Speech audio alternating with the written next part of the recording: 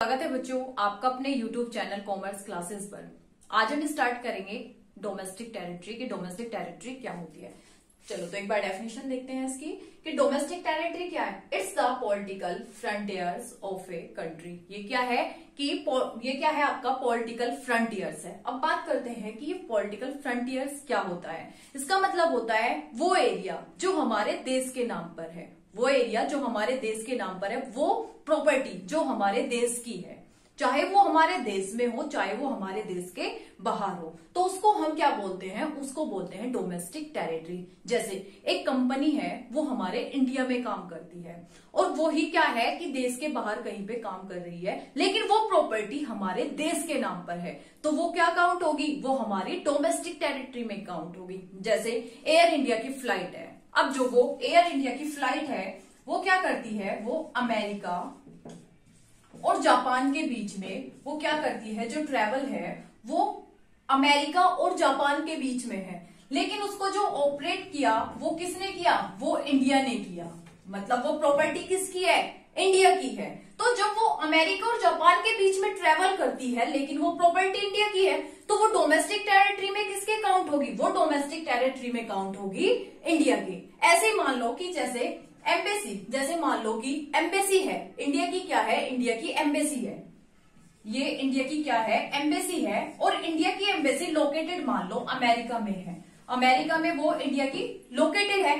अब ये embassy located तो कहाँ पे है, अमेरिका में, लेकिन है किसके नाम पे, वो इंडिया के नाम पे। तो इस एम्बेसी को हम काउंट कहाँ करेंगे, हम काउंट करेंगे इंडिया में। कहाँ पे काउंट करेंगे, इंडिया में काउंट करेंगे। क्यों, क्योंकि वो इंडिया के नाम पर है।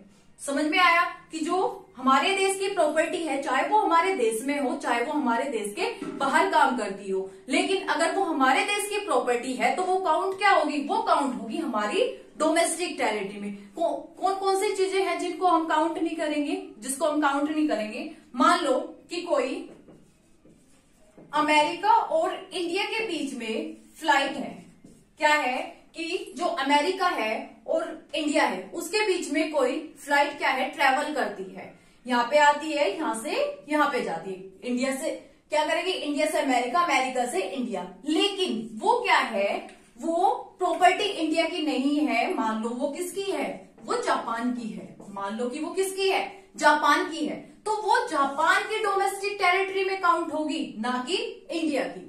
तो डोमेस्टिक टेरिटरी में कौन सी चीजों को हम काउंट करते हैं, जो उस देश के प्रॉपर्टी हो, उस देश के नाम पर हो, उसको हम काउंट करते हैं डोमेस्टिक टेरिटरी में। चलो तो जैसे बात करते हैं हम एम्बेसी, एम्बेसी अमेरिका की है, अमेरिका की एम्बेसी इंडिया में लोकेटेड है, इंडिया में लोकेटेड है, तो उस टाइम वो किसकी प्रॉपर्टी है, वो अमेरिका की। लोकेटेड कहाँ है, इंडिया में, तो वो इंडिया की डोमेस्टिक टेरिटरी में नहीं आएगी, वो किसकी डोमेस्टिक टेरिटरी में होगी, वो होगी अमेरिका की डोमेस्टिक टेरिटरी में। जो हमारे देश की प्रॉपर्टी है, हमारे देश के नाम पे है, वो हमारी डोमेस्टिक टेरिटरी में काउंट होगी, और जो बाहर की है, मान लो अमेरिका है, जापान है, वो हमारे देश में क्या है, लोकेटेड है, वो हमारे देश में लोकेटेड है, लेकिन वो प्रॉपर्टी किसकी है, बाहर के देश की, तो वो किसकी डोमेस्टिक टेरिटरी में आएगी, वो बाहर की। जैसे मान लो WHO, वो क्या है, वो लोकेटेड है, उसका ऑफिस लोकेटेड है इंडिया में, लोकेटेड क्या है, इंडिया में है, तो इंडिया में अगर वो लोकेटेड है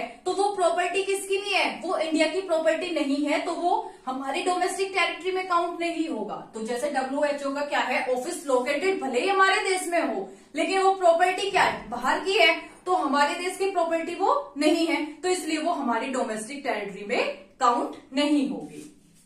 तो बच्चों आया ये समझ में आपको ये वाला टॉपिक कि डोमेस्टिक टेरिटरी क्या होता है। नॉर्मल रेजिडेंस कौन होगा, नॉर्मल रेजिडेंस वो बंदा, रेजिडेंस का मीन्स होता है निवासी या फिर रहने वाला। जैसे कोई किसी देश में रहता है, वो वहां का क्या है, निवासी है, उसको बोलते हैं रेजिडेंस। अब एक नॉर्मल रेजिडेंस कौन होगा, एक बार डेफिनेशन देखो। Normal resident of a country refers, normal residence क्या रेफर्स करता है, टू एन इंस्टीट्यूशंस, वो क्या, वो एक institutions who ordinary resides in a country, वो क्या हो, उस कंट्री में हो, फॉर पीरियड ऑफ 1 ईयर, कितने साल से, 1 साल या फिर 1 साल से ज्यादा, और मोर, या तो 1 साल या फिर 1 साल से ज्यादा, and who centre of economic interest also lie in the country, और उसका जो इकोनॉमिक इंटरेस्ट है वो लाई करता हो उस देश के अंदर, या तो उसको 1 साल से ज्यादा वहां पे रहते हुए हो गया हो, या फिर उसका इकोनॉमिक इंटरेस्ट उसी देश में लाई करता हो। अब ये इकोनॉमिक इंटरेस्ट क्या है? इकोनॉमिक इंटरेस्ट से मतलब है कि वो वहीं पे अर्न करता है, स्पेंड करता है। जैसे मैंने ये पेन ले लिया, अब मैं यहाँ पे रहते मुझे 1 साल से ज्यादा हुआ, तो मैंने ये पेन लिया, तो ये पेन मैंने क्या कर लिया? इसका कंजप्शन कर लिया। तो या तो उसका क्या हो, इकोनॉमिक इंटरेस्ट उसी कंट्री में लाई करता हो। तो वो इकोनॉमिक इंटरेस्ट क्या कहलाएगा? जब वो अर्न करता है, स्पेंड करता है उस कंट्री के अंदर, वो क्या कहलाएगा? उसका इकोनॉमिक इंटरेस्ट। जैसे मान लो WHO क्या है? इंडिया में लोकेटेड है। अब जब WHO इंडिया में लोकेटेड है, उसमें मान लो कि अमेरिका का कोई बंदा क्या है यहाँ पे काम करता है। अमेरिका क्या है? एक बंदा है वहां पे, वो काम करता है। अभी उसको 1 साल नहीं हुआ, जब तक वो क्या है, वो कहाँ का नॉर्मल रेजिडेंट होगा? वो अमेरिका का होगा। मान लो वो कहाँ का है? अमेरिका का है। और WHO लोकेटेड कहाँ पे है? लोकेटेड इंडिया में है।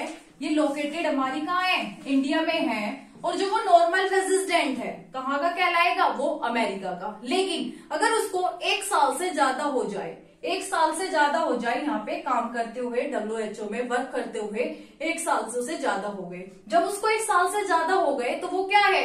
वो नॉर्मल रेजिडेंस किसका बनेगा? वो इंडिया का बनेगा। समझ में आया कि नॉर्मल रेजिडेंट क्या होता है? नॉर्मल रेजिडेंट होता है कि एक बंदा या तो उसे 1 साल से ज्यादा वहीं रहते हो गए हो, या फिर उसका इकोनॉमिक इंटरेस्ट वहीं पर लाई करता हो, उस देश के अंदर लाई करता हो, तब वो उस देश का क्या बनेगा?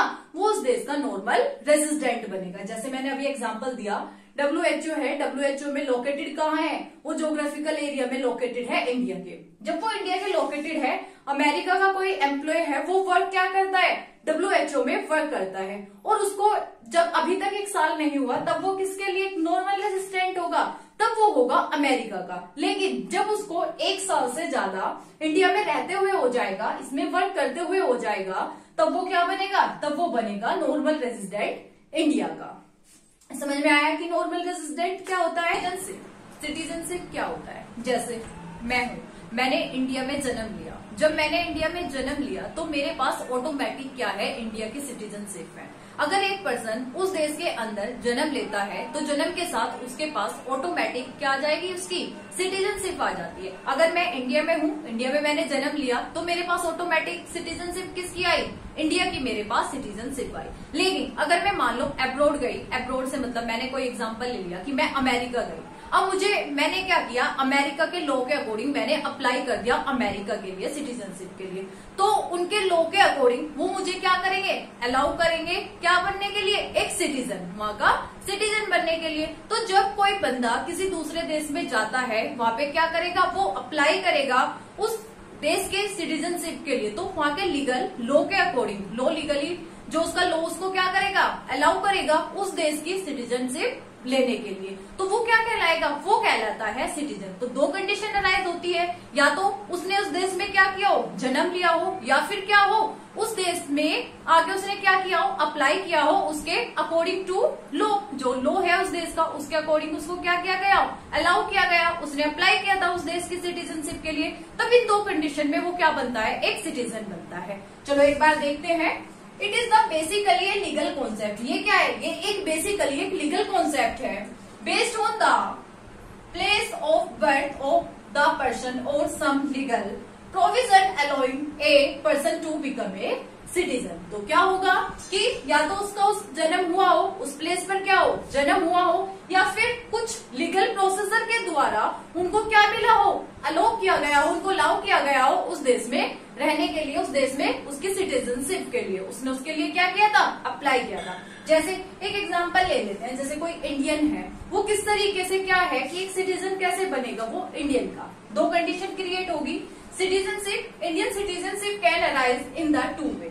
ऐसे किसी और देश के लिए भी यही 2 कंडीशन अराइज होती है। वो कौन सी होगी? When a person is born in India, अगर वो इंडिया में क्या हुआ, उसके पास इंडियन सिटीजनशिप कब होगी? या तो वो क्या हो? इंडिया में ही बोर्न हुआ हो, उसके पास ऑटोमेटिक उसकी क्या आ जाएगी? सिटीजनशिप। जब उसने जन्म कहाँ लिया?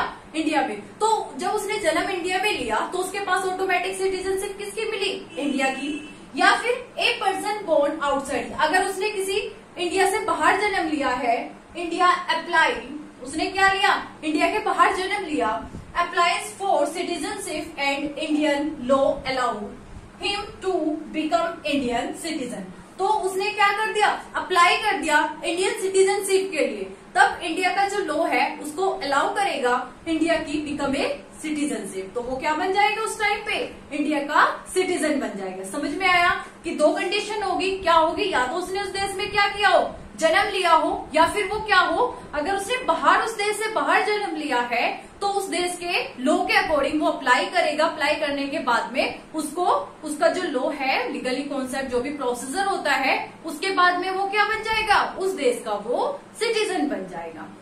समझ में आया बेटा? आज क्लास को यही खत्म करते हैं।